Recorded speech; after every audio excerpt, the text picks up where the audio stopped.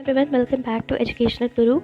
In today's video, we are going to see our chapter 2 nutrition in animals, and we will tackle the most important and hard concepts. So let's see. So first of all, we have this. Animal nutrition includes nutrients requirement, mode of intake of animal of food and its utilization by the body. इसमें बोला गया है कि जो animals हैं उनकी जो nutrition है उसमें जो उनकी न्यूट्रिएंट्स रिक्वायरमेंट क्या है कि मतलब वो फूड का इंटेक, वो mode of intake of food करते हैं और उसको ह्यूमन की तरह ही यूटिलाइज करते हैं अपनी बॉडी में। अब मैं आपको एक और चीज़, इंपॉर्टेंट चीज़ बता रही हूँ, वो है complex substances and simpler substances. सब कम्प्लेक्स सब्सटेंसेस वो होते हैं इस तरह की, through the diagram I am explaining you कि कम्प्लेक्स सब्सटेंसेस ऐसे एकदम लाइन में होते हैं, ओके, लाइक ऐसे लाइन में होंगे। पर जो सिंपलर सब्सटेंसेस है वो उसके छोटे छोटे ऐसे छोटे छोटे टाइप्स के, मान लीजिए आप कर्ण होते हैं, ओके, तो वो छोटे सब्सटेंसेस होते हैं। सो अब इसमें डाइजेशन का एक निकलता है, the breakdown of the complex substances और complex components, okay, complex components of food into simpler substances is called digestion. So इसको हम डाइजेशन कहेंगे जब इस तरह के, जब इसका ब्रेकडाउन होगा, फिर जब ये सिंपलर सब्सटेंसेस में कन्वर्ट होगा, okay, when it will be convert to simpler substances, so it will be as digestion. So अब हम इस पे आते हैं। तो इस पर स्टारफिश के रिलेटेड इस पर थोड़ी सी हमें जानकारी दी गई है। मतलब कि जैसे स्टारफिश है तो वो जब अपने मतलब खाने के लिए क्या करती है, एनिमल्स को मतलब लेती है, शेल एनिमल्स को वो खाना बहुत पसंद करती है, उनके ऊपर फीड करती है, ओके। तो उनके अंदर क्या होता है, कैल्शियम कार्बोनेट होता है, ओके, जो मतलब उसका एक सब का खाना है, ओके। एंड वो पहले अपने शेल को ओपन करती है, फिर स्टारफिश उसके पॉप करती है, फिर उसके जो स्टमक होता है, मतलब उसके स्टमक में पॉप हो जाता है, मतलब ऐसा ही है। तो you have to just learn करो, रीड करो, सो आपको सब कुछ सही हो जाएगा। सो ये जो है, आप सोच रहे हो कि ये जो चीज़ है इसको भी मैं पूरी तरह से कराऊंगी, ऐसी कोई बात नहीं है। आप इन चीज़ों को, डेफिनेशंस को लर्न कर लीजिए। और ये जो है ह्यूमन डाइजेस्टिव सिस्टम, इसको आप थोड़ा सा याद कर लीजिए, इसकी पूरा इसको बनाना सीख लीजिए, इसकी डायग्राम, बिकॉज इसकी डायग्राम बहुत इंपॉर्टेंट है, एग्जाम्स में बहुत बार आ सकती है।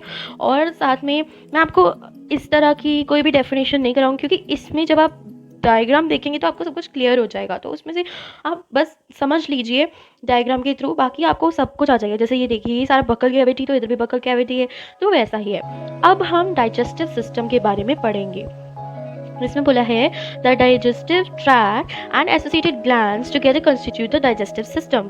ओके, डाइजेस्टिव सिस्टम क्या है? जैसे ये ट्रैक है, ये जो ऑयस से यानी कि हमारी फूड पाइप है, वो हमारा एक ट्रैक है, ठीक है, जिस ट्रैक से फूड हमारा अंदर जाता है हमारे स्टमक पे, ठीक है, तो जो भी वैसा है। और जो ग्लैंड्स, एसोसिएटेड ग्लैंड्स मतलब जो लिवर है हमारा, ठीक है, तो ये एक बहुत बड़ा ग्लैंड है हमारी बॉडी में, है ना।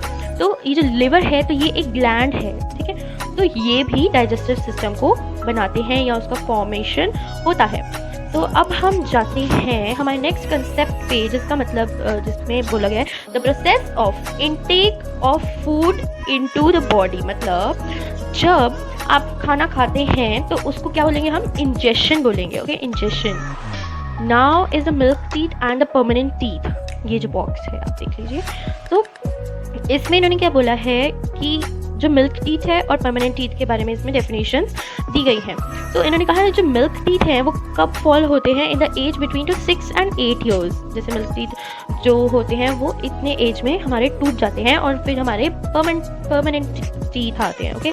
तो वो कब तक रहते हैं? वो लॉन्ग लाइफ, मतलब पूरी लाइफ तक रहते हैं, मतलब हमेशा के लिए, ठीक है। और अगर वो टूटते हैं तो कब टूटते हैं? जब आप बूढ़े हो जाते हैं और आपको कभी अगर डेंटल डिजीज़ लग जाए तो तब वो जो परमानेंट टीथ हैं वो ब्रेक डाउन हो जाते हैं। अब मैं आपको बताती हूँ कि हम अब क्या करने वाले। ओके, सो मैं आपको ये सजेस्ट करूँगी कि आप ये जो सारे जो हैं पैराग्राफ्स, या आप खुद रीड कीजिए ताकि आपको अपने आप से अंडरस्टैंड हो। और ये जो पैराग्राफ्स हैं, जो मोस्ट इंपॉर्टेंट थिंग्स हैं, वो मैं आपको बता रही हूँ। तो the saliva breaks down into starch into sugars. तो जो सलाइवा है, हमारा जो थूक है, जो भी हम बोलेंगे सलाइवा है, वो किससे ब्रेक डाउन होता है? वो स्टार्च में ब्रेक डाउन होकर फिर वो शुगर्स में कन्वर्ट हो जाता है, ओके। एंड मैं आपको इतना सब कुछ नहीं कराऊंगी बिकॉज उसमें आपको अंडरस्टैंडिंग नहीं आएगी. सो टूथ डिके क्या होता है? टूथ डिके वो होता है, normally bacteria are present in our mouth but they are not harmful to us. However, if we do not clean our teeth and mouth after eating, many harmful bacteria also begin to live and grow in it. These bacteria break down the sugar present from the leftover food and release acids. See chapter 5 to know what an acid is. So हम जब chapter 5 करेंगे तो उसमें acid आपको पता चल जाएगा कि acid क्या चीज़ होती है. Okay, so acids gradually damage the teeth. This is called tooth decay. तो जब acids हमारे टीथ को डैमेज कर दें तो उसको हम क्या बोलेंगे? Tooth decay. So tooth decay का कुछ कॉजेज हैं, मतलब किस चीज़ से कॉज हो सकता है, मतलब उसकी भी कुछ वेराइटीज़ है कि टूथ डिके किस तरह का हो सकता है. टूथ एक हो सकता है and extreme cases result to tooth loss. Tooth का लॉस भी हो सकता है. और उसके अब कुछ मोस्ट वेराइटीज़ देख लेते हैं, मतलब देखते हैं कि ये किससे होता है. तो ये चॉकलेट खाने से होगा, sweet soft drinks and other products are the major culprits of tooth decay.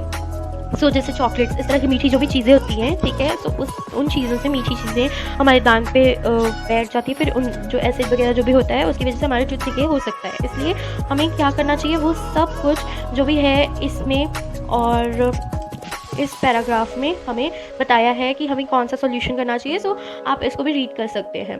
So now we are going to this. Okay, so हाँ जी, क्या बोल रहे हैं?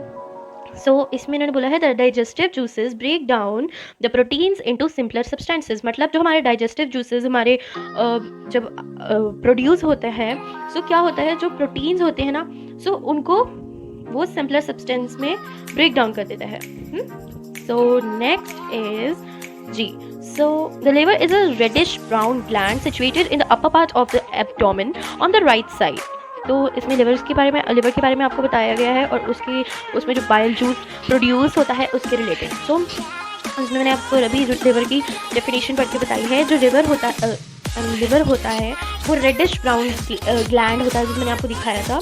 जस्ट अ मिनट, ये देखिए. तो ये देखिए, इसमें ये जो है ये लिवर है, जो रेड वाला मैंने आपको दिखाया. इधर आपको ऐसे दिख ही रहा होगा कि इधर लिवर के ऊपर पॉइंट आउट किया हुआ है कि ये लिवर है. तो हम कहाँ थे?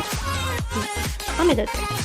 तो उन्होंने क्या बोला था? लिवर एक रेडिश ब्राउन ग्लैंड है situated in the upper part जिसका एब्डोमेन राइट साइड पे है. So it secrets bile juice. तो ये बाइल जूस को सेक्रेट करता है, मतलब उसको बनाता है या प्रोड्यूस करता है. Okay, so that is stored in the sac called the gall bladder. So gall bladder भी मैं आपको भी दिखाती हूँ. लिवर के पास में ही होता है गॉल ब्लैडर भी. यस, तो ये था गॉल ब्लैडर, ये जो गोल सा है. सो गॉल ब्लैडर में जो बाइल जूस है वो स्टोर हो जाता है सैक्स में.